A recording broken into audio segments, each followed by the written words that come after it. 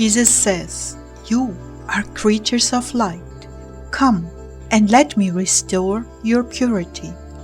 October 14th, 2016.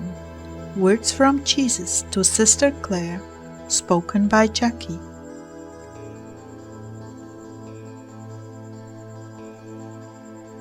Jesus began, "How I long for the day when all my children will finally see who the Father really is." Clare, everyone has a different way of relating to Him, but you have chosen littleness for your life, and littleness must be treated with infinite tenderness.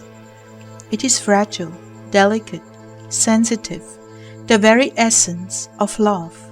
It is vulnerable and easily shattered. That is why I have called so many of you away from the world, the media, and sinful entertainment. I am restoring your childlike purity. I am washing away the crust that has encased your hearts and made you so insensitive to me and the voice and the breath of creation. As you are purified from the ways of the world, you will begin to feel an ever-increasing love for creation, both those who are created in our image and the world of nature, the trees, plants, and animals. Your desire to communicate with my creation will begin to blossom and be fulfilled. I intended this relationship in the garden, but after the fall, I had to instill the fear of man in my creatures. You will find that fear no longer exists in heaven. As it is written, the fear of you and the terror of you will be on every beast of the earth and on every bird of the sky, with everything that creeps on the ground, and all the fish of the sea into your hand they are given. Genesis 9:2. But even now this dispensation of love is growing on the earth as people begin to see all creatures as miracles of creation and relate to them with tender care, rather than exploitation. You, my people, will grow in your ability to communicate with my creation as you grow closer to me.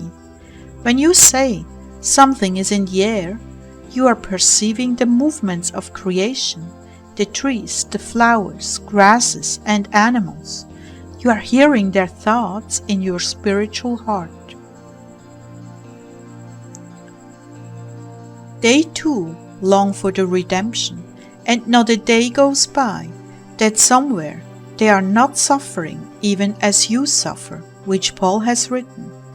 I consider that our present sufferings are not worth comparing with the glory that will be revealed in us. For the intense longing of the creation eagerly waits for the children of God to be revealed. For the creation was subjected to futility, not by choice, but because of him who subjected it, in anticipation that the creation itself shall be delivered from the bondage to corruption into the esteemed freedom and glory of the children of God. For we know that the whole creation groans together and suffers the pains of childbirth together until now.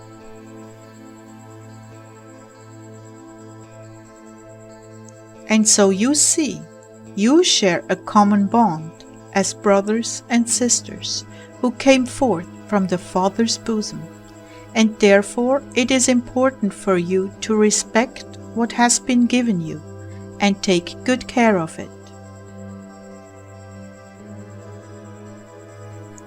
Not even one day passes before one of my precious creation is abused or wantonly slain, because Satan has made all that I created a target for his wrath, but particularly the crowning glory, mankind.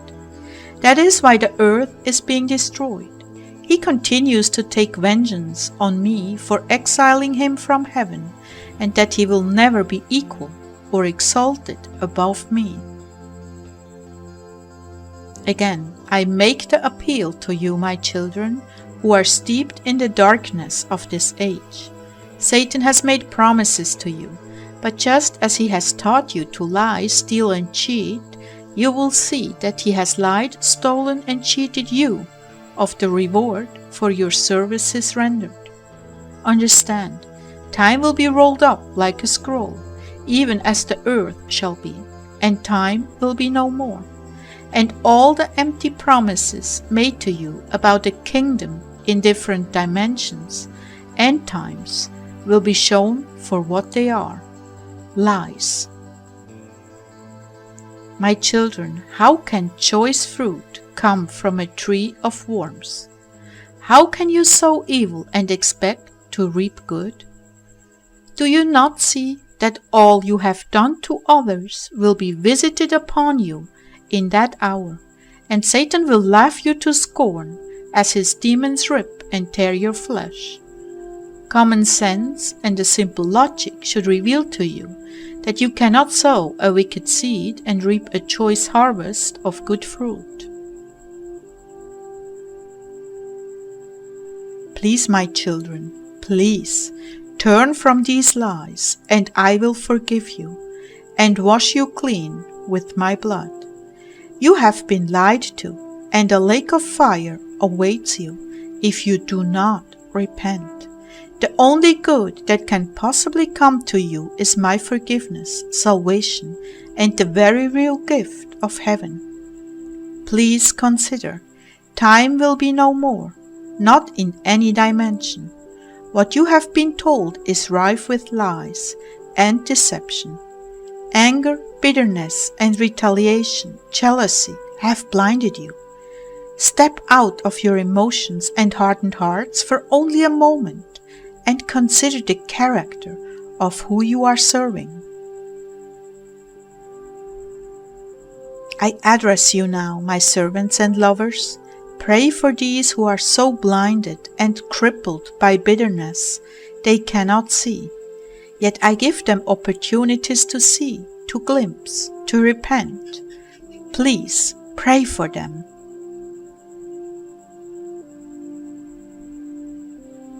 There are many things being revealed to my hungry ones now.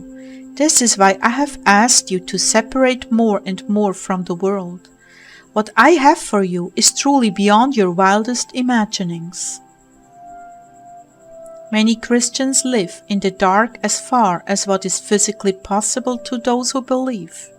As you become more and more entwined in my being, more intimately joined in heart and mind, I will reveal to you the nature of creation and the power you have over it, as you have been created in my image. There are wonders of ministries available to those who love without reserve, those who love with all their hearts and live only to please me. These things have always been, but now they are coming out into the open as never before, because of your ability to communicate with one another and the shortness of time. Yes, you are creatures of light who transform all you touch. To the degree that you love as I love, to that degree will miracles be done. Did I not say greater things than this shall you do? John 14:12. But my people, do not chase after miracles, chase after me. Do not consider the working of wonders to be more valuable than fellowshipping with me. Yes, in the still dark place, where my transforming power visits you, the coveted grace is still my presence, not the miracles. They are the natural progression of events stemming from your desire to know me, to be like me, to walk on this earth as I walked. And this is the way I fulfill it in you. Some of you have made remarkable progress in grace. Carry these burdens well, my dear ones. I have so much more for you. Know without a doubt this saying is true, you can never outgive the Lord.